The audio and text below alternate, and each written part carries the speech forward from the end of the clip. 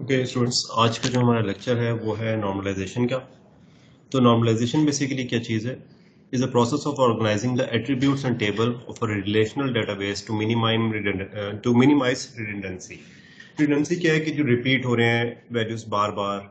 तो नॉर्मलाइजेशन में क्या होता है कि लार्जर टेबल्स हैं उनको हम स्मॉलर टेबल्स के अंदर बेसिकली ब्रेक डाउन कर देते हैं। कि मतलब अगर आपका एक टेबल बना हुआ है जिसके अंदर रिडंडेंट डाटा आ रहा है, तो हम उसके टेबल को दो में डिवाइड कर देंगे, जिससे आपका रिडंडेंसी कम हो जाएगी और जो एनॉमलीज हैं जो कि हमने पहले लेक्चर में पढ़ी थी वो भी रिमूव हो जाएंगी। अच्छा, नॉर्मलाइजेशन से पहले एक चीज़ आप ध्यान में रखना है कि नॉर्मलाइजेशन जो आपने एग्जिस्टिंग डेटाबेस बनाया हुआ है उसके ऊपर की जाती है। कि एग्जिस्टिंग है, किसी ने डेटाबेस बनाया हुआ है, उसका आपको सारा पता है, आर्किटेक्चर डायग्राम पता है, और अब आपने उसको नॉर्मलाइज करना है, तो वहाँ पे नॉर्मलाइजर आप उसको यूज़ कर सकते हैं। जब आप एक नए सिरे से फ्रॉम स्क्रैच डेटाबेस बना रहे होते हैं, तो फिर काफ़ी हद तक जब हम कंसेप्चुअल मॉडलिंग करते हैं, फिर उसके बाद लॉजिकल डाटा मॉडलिंग करते हैं, तो वहाँ पर हम रिलेशनशिप ब्रेक डाउन करते हैं, मैनी टू मैनी को ब्रेक डाउन करते हैं, फिर हम एट्रीब्यूट्स वगैरह को रिजॉल्व करते हैं, जिसका मल्टी वैल्यूड एट्रीब्यूट्स को हमने किया था, वहाँ पे मैप किया था। तो हमने ऑलरेडी वहाँ पे काफ़ी काम कर दिया हुआ था। तो नॉर्मली ज़्यादातर आपने जो डेटाबेस प्रॉपर तरीके से कंसेप्चुअल डाटा मॉडलिंग और लॉजिकल डाटा मॉडलिंग करके बनाया होता है, उसमें नॉर्मलाइजेशन काफ़ी हद तक हुई होती है। 1 एनएफ नहीं तो 2 एनएफ तक वो होता है। 3 एनएफ तक नहीं भी होगा तो कम से कम 2 एनएफ तक होगा। ये 1 एनएफ, 2 एनएफ, 3 एनएफ इसके लेवल्स हैं नॉर्मलाइजेशन के, तो इसको हम अभी डिटेल में डिस्कस कर लेंगे। ऑब्जेक्टिव आपको बता दिया कि सेपरेट कर data that additions deletion modifications can be made. मतलब एनॉमलीज जो हैं उनको रिमूव करना है, जो कि हमने पिछले लेक्चर में किया था कि ये आपका ऑब्जेक्टिव है। इसमें रिडंडेंसी रिमूव हो और एनॉमलीज जो है वो रिमूव हो। एनॉमलीज क्या थी हमारी? इंसर्शन, डिलीशन, मॉडिफिकेशन एनॉमली है। इस इन स्लाइड्स के अंदर उसकी मजीद एक एग्जांपल दी हुई है, लेकिन मैं क्योंकि ये पहले करा चुका हूँ तो आप इसको जस्ट फॉर इन्फॉर्मेशन एक दफ़ा दोबारा देख सकते हो कि इसके अंदर इंसर्शन अनोमली। रिडंडेंसी क्या होती है कि जिस तरह एड्रेस, सब्जेक्ट्स, एट्रीब्यूट्स और रिडंडेंट वैल्यूज, कि आपका एड्रेस जो है ये बार बार आ रहा है, सब्जेक्ट जो है देख लो मैथ मैथ मैथ, ये बार बार, फिजिक्स 2 दफ़ा आ रहा है, इंग्लिश 3 दफ़ा आ रहा है, ये क्या है? रिडंडेंट वैल्यूज है। नॉर्मली हमने कंसेप्चुअल डाटा मॉडलिंग से अगर स्टूडेंट्स को सब्जेक्ट असाइन करने होते तो हम स्टूडेंट का टेबल अलग बनाते हैं, सब्जेक्ट का टेबल अलग बनाते, तो उस वक्त ये वाला प्रॉब्लम हमारे पास रिडंडेंसी का होना ही नहीं था कि मैथ बार बार लिखा नहीं आना था। वो मैथ्स की वैल्यू एक ही पड़ी होती, कोर्स कोड होता, जो कि एक दरमियान वाले टेबल में वो कॉल हो रहा होता, मेन्यू टू मेन्यू का रिलेशनशिप होता उसके दरमियान, जो कि हम पहले भी काफ़ी दफ़ा चीज़ को डिस्कस कर चुके हैं। ये इंसर्शन एनॉमली की एग्जांपल है। यहाँ पे अपडेशन एनॉमली है जो हम पहले कर चुके हैं, उसकी एक एक एग्जांपल और इसके थ्रू है। और यहाँ पर डिलीशन एनॉमली की एग्जांपल है। तो इसको नीचे इसकी डिटेल्स लिखी हुई हैं, इसको आप एक मिनट देख लीजिएगा। अदरवाइज नेक्स्ट वीक में हमारे सेशन के अंदर हम इसको डिस्कस कर लेंगे।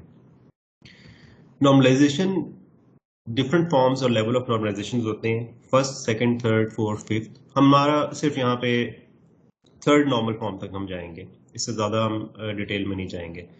तो अगर आपका डाटा, इसमें होता क्या है कि अगर आपका डाटा 2 NF में तभी हो सकता है जब वो 1 NF में पहले से हो। तो पहले आपने उसको 1 NF के अंदर लेकर आना है, फिर आपने उसको सेकंड एनएफ में, फिर आप सेकंड स्टेप पे नॉर्मलाइज करते हैं, फिर उसके बाद आप अगर सेकंड एनएफ में होगा तो उसके बाद वो थर्ड एनएफ में जाएगा। ऐसा नहीं हो सकता कि आपका कोई डेटाबेस थर्ड एनएफ में एग्जिस्ट करता हो लेकिन आप कहो कि ये 2 NF पे नहीं है, लेकिन 3 NF जो है नॉर्मल फॉर्म के ऊपर है, थर्ड नॉर्मल फॉर्म को ये फॉलो करता है, सेकंड को नहीं करता। ऐसा पॉसिबल नहीं है।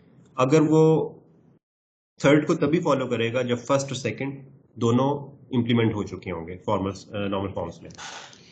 1 NF क्या है? Okay.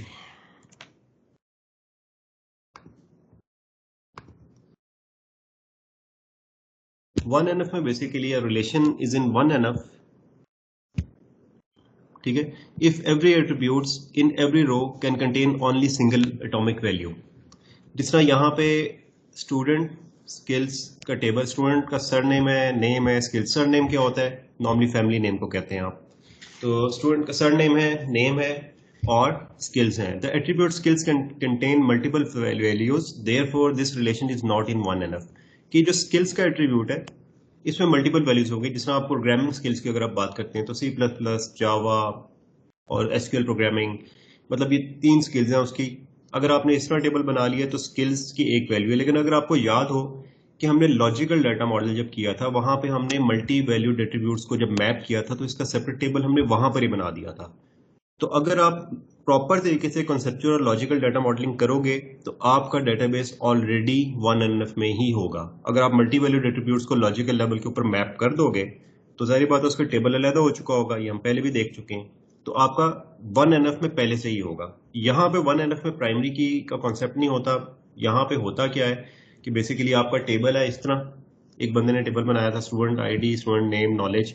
आपने जब इसको नॉर्मलाइज करना है तो आपने इस डाटे को इस तरीके से टेबल में फिल करना है जिसके अंदर उसका नाम, इस उसका सेकंड, उसका थर्ड, मतलब ये नॉलेज है किसके, मतलब स्किल्स बेसिकली क्या है यहाँ पे कर दिए। लेकिन यहाँ पे क्या होगा, अब ये काम करने के बाद जब आप 2NF में जाओगे तो आपको प्राइमरी की लगानी पड़ेगी, तो ऑटोमेटिकली ये भी ब्रेक डाउन हो जाएगा। तो 1NF में सिंपल 1NF को अवॉइड करने का क्या तरीका है कि अगर आप मल्टी वैल्यूड एट्रीब्यूट्स को लॉजिकल डाटा मॉडल की स्टेट पे मैप कर देते हो लॉजिकल डाटा मॉडल के दौरान ही, तो आपको 1NF का प्रॉब्लम नहीं होगा। लेकिन अगर आपने 1NF का इशू रिजॉल्व नहीं किया, लॉजिकल डाटा मॉडलिंग करने के बाद भी आप मैप करना भूल जाते हो, फिर आप जब यहाँ पे इस स्टेज पे आओगे तो वो ऑटोमेटिकली 1F नहीं तो 2NF पे जाके रिजॉल्व हो जाएगा। तो 1NF में वो क्या कहता है कि आपके टेबल में डाटा इस तरीके से आ जाए, लेकिन यहाँ पे प्राइमरी की बात नहीं हो रही। ठीक है, 1NF में कोई प्राइमरी की नहीं बनी, ना ही हमने बताई।